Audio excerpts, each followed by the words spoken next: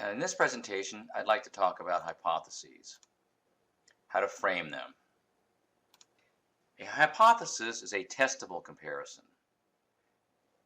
The simplest way to think about it is it describes dividing units of analysis on the basis of the independent variable, the causal variable, and then comparing values across values of the independent variable on the dependent variable.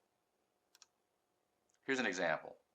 In a comparison of individuals, that's the unit of analysis, I put it in the italics there, those who are Democrats, one value of the independent variable, will be more likely to favor gun control, one value of the dependent variable, than will those who are Republicans. In a comparison of individuals, those who are Democrats will be more likely to favor gun control than those who are Republicans. And here's a template that will never steer you in the wrong direction. If you use this template to frame a hypothesis, you may get awkward syntax, but you'll always get a workable statement that you can frame and test. In a comparison of whatever it is you're studying, the units of analysis, those having one value of the independent variable will be more likely to have one value of the dependent variable than those having a different value of the independent variable. So you can see here, as we're moving across values of the independent variable from one value to another, we're proposing that there's going to be a change in one value of the dependent variable. Some examples.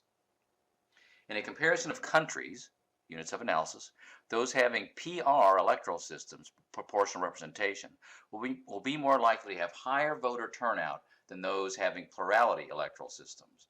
So the two values being compared there, the two values of the independent are electoral system type, PR systems versus plurality systems, and the value of the dependent variable that's being cited is higher voter turnout. In a comparison of individuals, those who are women will be more likely to be Democrats than those who are men. Two values of the independent, gender, women and men, and varying across one value of the dependent variable, the percentage or the likelihood of being Democrats. As I mentioned, the template may produce some tortured syntax, so it's acceptable to work with what you formally framed and make it more friendly to the ear. Here's a formally correct hypothesis. In a comparison of individuals, those who are women will be more likely to be Democrats than those who are men. And of course, you can change that to say, in a comparison of individuals, women are more likely than men to be Democrats. Same essence, same idea. You're comparing across values of the independent, women and men, on one value of the dependent, Democrats. Here are some common mistakes in framing hypotheses. For example, this statement just describes one variable. It doesn't describe any other variables except just the one. In a comparison of individuals, some people are more likely to donate money to political candidates than other people. Well, that's interesting. It's just observing a variation, but there's no causal variable, or if this is the independent variable, there's no dependent variable. If donating money is the dependent, what's the independent? Is it people who make higher incomes are more likely to contribute to candidates? Would that be a plausible independent? If donating money is the independent variable, what's the dependent variable? So you often will see statements like this, but they're not hypothetical. They're not hypotheses at all.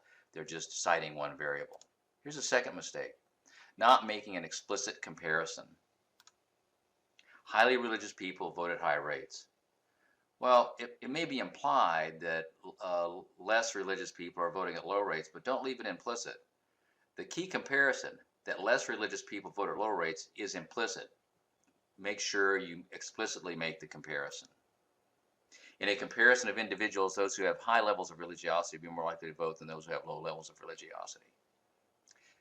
Here's another mistake: not stating direction or tendency. Hypotheses, explanations, and therefore the hypotheses that are derived from explanations have direction. The independent variable causes the dependent variable. Here's a defective hypothesis. In a comparison of individuals, gender and abortion attitudes are related. It doesn't say how they're related. It doesn't say if men are more likely to support abortion rights than women, or if women are more likely to support abortion rights than men. How exactly are the two variables related? Are women more likely to be pro-choice than are men? Are men more likely to be pro-choice than women? Always cite and state clearly a direction. Now, here's this one really springs from poor explanations. When hypotheses are vague, you can usually trace them back to poorly thought through explanations. This sounds like a conversation starter, though. Because of sociocultural changes associated with the growth in social media, contemporary political conflicts revolve around post-materialist values. Well, that's certainly a mouthful, but you might be a person would be hard pressed to figure out what that means. It's just too vague. What is meant by sociocultural changes? One might be able to measure what is meant by social media. We all have kind of an idea of that.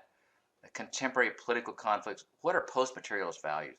So don't be vague. That's the point of this, pointing out this mistake.